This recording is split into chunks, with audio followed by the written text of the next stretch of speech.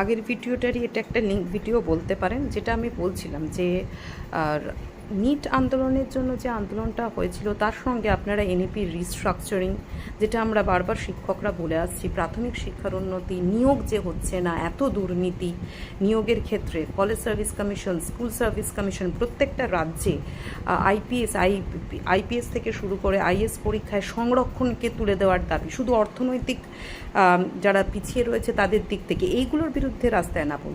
কিন্তু নেবে ক্রমাগত অসভ্যতামি, তাদের মুখের ভাষা, তাদের বাচনভঙ্গি, তাদেরকে অনেককে তো দেখে কোনো মতেই শিক্ষক বলে মনে হচ্ছে, শিক্ষক আমি বলছি স্টুডেন্ট বলেই মনে হচ্ছিল না। তারা ডাক্তারি পরীক্ষার নিটের ফুল ফর্মই বলতে পারবে না, তারা স্টুডেন্ট নয়, তারা হচ্ছে একটা হুজুগে চলে এসছে।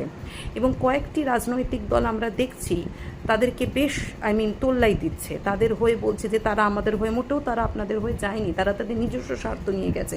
আর আপনারা তাদেরকে কেন তোল্লাই দিচ্ছেন? আপনারা যদি সুনির্দিষ্ট পদে তাদের সুচালিত না করতে পারেন, তারা দেশের সম্পত্তি নষ্ট করছে, রাস্তায় নেবে কত কিছু ভেঙে দিচ্ছে, তারা ওপরে উঠে অদ্ভুত তাদের অঙ্গভঙ্গি, তাদের পোশাক, সেগুলোকে আপনারা কেন সমর্থন করবেন আপনাদের পার্টির পলিটিক্যাল সুবিধার জন্য?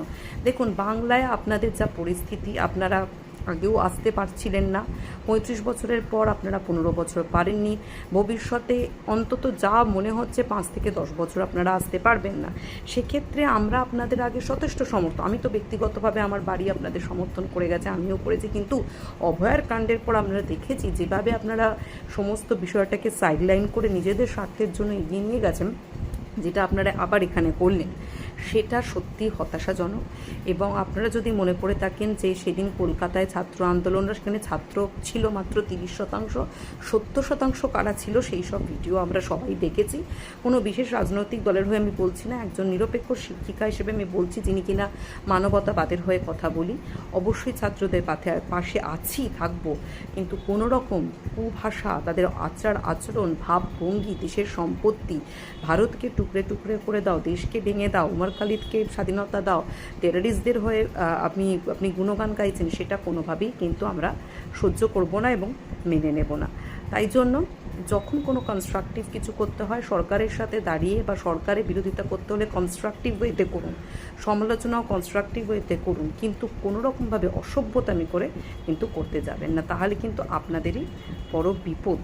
এবং সেটা যুবদের ক্ষেত্রে বা যুবকদের ক্ষেত্রে ভবিষ্যতে কিন্তু বিপদ ডেকে আনতে পারে। তাদের আরও উৎসাহিত করুন পড়াশোনার দিকে, ক্রিয়েটিভ কাজের দিকে।